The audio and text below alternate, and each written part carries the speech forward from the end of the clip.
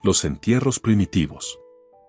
Los principios religiosos egipcios abrigaban la idea de la preservación del cuerpo humano después de la muerte. En el periodo más primitivo, los entierros del tiempo esclarecen bastante la naturaleza de la creencia religiosa. El cuerpo era enterrado en una tal postura que haría que pareciese que había sido doblado antes de su entierro. Las rodillas tocan la barbilla y las manos están dispuestas delante de la cara. La cabeza miraba hacia el oeste. En los tiempos prehistóricos posteriores el cuerpo era a menudo atado fuertemente con ligaduras que estaban tan apretadas como para unir todos los huesos. Más tarde todavía, se adoptó una postura menos contraída, que en su turno permitió una posición más abierta. En el periodo prehistórico posterior, el cuerpo se envolvía en telas de lino.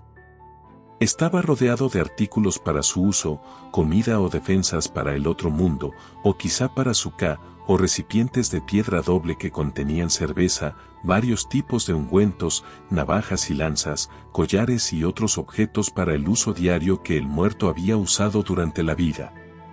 Los amuletos eran colocados sobre el cuerpo para protegerlo de los espíritus malos, tanto en este mundo como en la vida del más allá. En el antiguo reino, que puede llamarse la era de la pirámide, encontramos que entra en vigor una nueva descripción del entierro. Se volvió popular la momificación sencilla. Hay buenas razones para suponer que esta costumbre nació del culto de Osiris, el dios de los muertos, y tuvo una gran influencia en toda la futura práctica y los pensamientos funerarios y teológicos egipcios. Pero entre los que se pueda describir convenientemente como el periodo prehistórico y el de las pirámides, varios otros tipos de tumbas habían adquirido popularidad. Durante la primera dinastía, el faraón fue enterrado en una gran edificación rectangular de ladrillo, que tenía varios aposentos que eran inaccesibles desde el exterior. El cuerpo del rey fue depositado en uno de estos, y se almacenaron una variedad de ofrendas y utensilios en las otras. El conjunto solo era una elaboración del método prehistórico de entierro. El exterior de la tumba tenía unos huecos que servían de puertas y a través de las cuales se pensaba que el ka del rey muerto podía entrar y salir a su aire. Se construyó un muro en toda su circunferencia, y de cuando en cuando unas ofrendas frescas para la realeza muerta eran colocadas en los huecos de la tumba, y un montículo de tierra o ladrillos probablemente fue colocado sobre este. El nombre del monarca se inscribió en los jeroglíficos sobre una losa conmemorativa en el exterior, sin ninguna alusión a su vida, su personalidad y sus acciones. Varios de los lugares de entierros reales contienen las tumbas de mujeres, siervos y perros. En la verdadera forma neolítica, estos habían sido asesinados en la tumba del faraón para que pudiera acompañarle y ocuparse de su comodidad y sus peticiones en la nueva vida. Estos sacrificios cesaron más tarde, y en lugar de un holocausto al lado de la tumba, se colocaron las imágenes de las mujeres y los siervos en la tumba real. Ahora hablaremos un poco de las ofrendas funerarias. Su proceso, ceremonias y objetos que se colocaban junto al difunto. Los adornos del entierro egipcio de la clase más alta eran elaborados y costosos, por ejemplo las sillas, jarras, armas, los espejos y a veces incluso los carros y las pelucas. Empezando con el Imperio Medio, la dinastía 18, en cada tumba se colocaban pequeñas estatuas llamadas Susatiu. Estas representaban varias tradiciones y se suponía que asistirían y servirían al muerto en el otro mundo.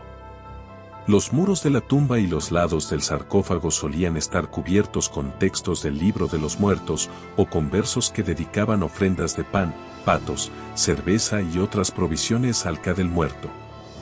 La ceremonia funeraria era suntuosa e imponente.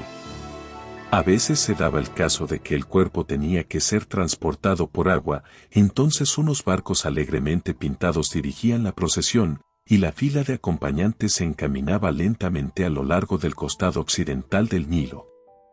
El ceremonial en el lugar de la tumba parece haber sido casi teatral, y simbolizaba el viaje nocturno de Ra Osiris. Se necesitaban las oraciones prescritas y se encendía el incienso. Los parientes del muerto se lamentaban con fuerza y unos lamentadores profesionales les asistían, llorando y gritando mientras la procesión se acercaba lentamente a la mastaba o tumba, donde había que colocar la momia. Esta se sacaba del ataúd cuando llegaba a la puerta de su larga casa, y un sacerdote que llevaba la máscara del dios Anubis con cabeza de chacal la colocaba de pie contra el muro de la mastaba. Entonces, se realizaba una ceremonia elaborada conocida como la abertura de la boca. Mediante muchos hechizos y signos mágicos la boca del muerto se abría con un gancho y luego se suponía que podría hablar, comer o beber. Surgió una literatura especial en conexión con esta costumbre, que se conoció como el libro de la abertura de la boca. Los instrumentos que se empleaban en la ceremonia eran numerosos y elaborados: el pesquén, o gancho, hecho de una piedra rosácea, la navaja de piedra de color gris-verde, las vasijas, pequeñas navajas de piedra que representaban el metal del norte y el metal del sur, los ungüentos y aceites, etc. En el caso del ceremonial para una persona importante, este era interminable, al tener que recitar por lo menos 28 versos, muchos de los cuales eran acompañados por la lustración, purificación y un cambio de traje para los sacerdotes que presidían la ceremonia. Luego, el ataúd que contenía la momia se introducía en la fosa mediante una cuerda larga y los enterradores la cogían.